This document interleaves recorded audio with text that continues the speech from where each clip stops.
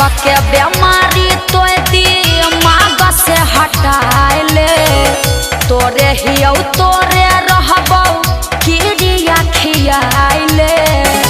अरे ऐसे काहे करही सबका के बीमारी तो दिमाग से हटाइले तोरे हियौ तोरे रहबौ कीड़िया खियाइले। तोरे चीजवा कैसे क्या करो बांट देबौ रे।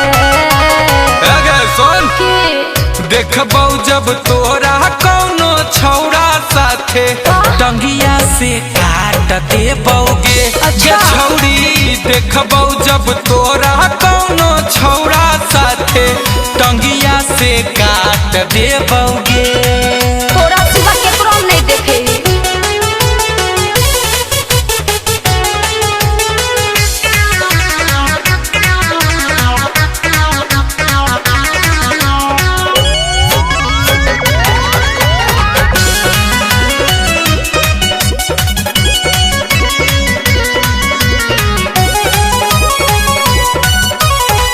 हमारा पे झूठा इल्जाम तो लगाबोही दोसरा के कहला का पे काहे खिसियाबोही। अरे हम ऐसा लड़की नहीं हो।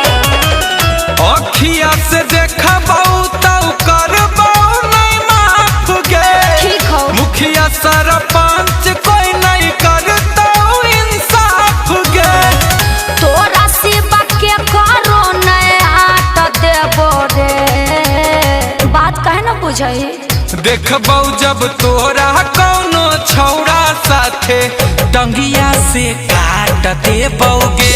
गे छौरी देखबौ जब तोरा कौनो छौरा साथे टंगिया से काट देबौगे। टंगिया से काट देबौ, टंगिया से काट देबौगे।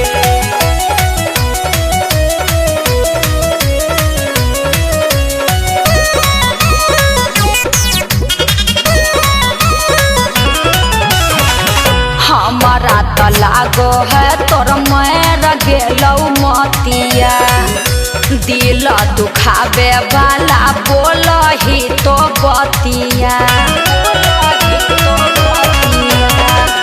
तनियो जो देखबौ लागल तोरा में खरोच गे। जान से मरई ही छौरी अभी एले सोच गे। अमन गुंजन तोरा डांट देबो रे।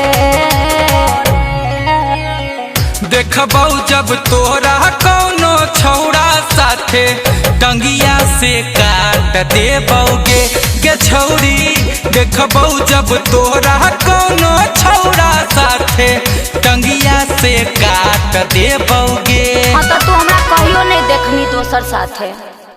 कीड़िया खियाइले तोर चीजवा कैसे क्या करो बांट देबौ रे।